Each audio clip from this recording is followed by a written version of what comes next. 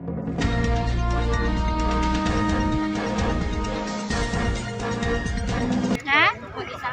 Pondok.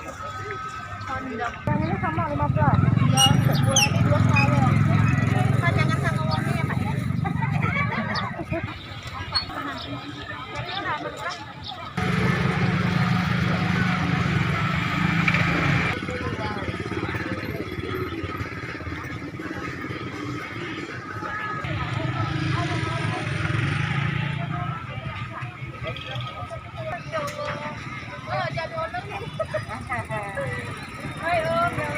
Tripo ke Tribun, aktivitas di Car Free Day ini, aneka makanan kuliner apa yang dijual di sini?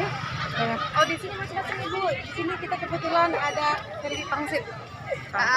Ini bahan utamanya dari keripik pangsit Ibu. Tapi banyak macam-macam aneka rasanya. Ada rasa kari, ada rasa balado, ada rasa jagung bakar, keju gitu. Pemerintah melonggarkan PPKM ini kan, Car Free Day pun sudah dibuka. Jadi bagaimana tanggapannya dengan sudah diperbolehkannya? Bukan main, kita pedagang kecil Ibu, alhamdulillah. Benar-benar membantu untuk masyarakat kecil. Jadi insya Allah kalau bisa terus gitu Bu, yang ada PPKM lagi. Tapi tetap pakai masker ya.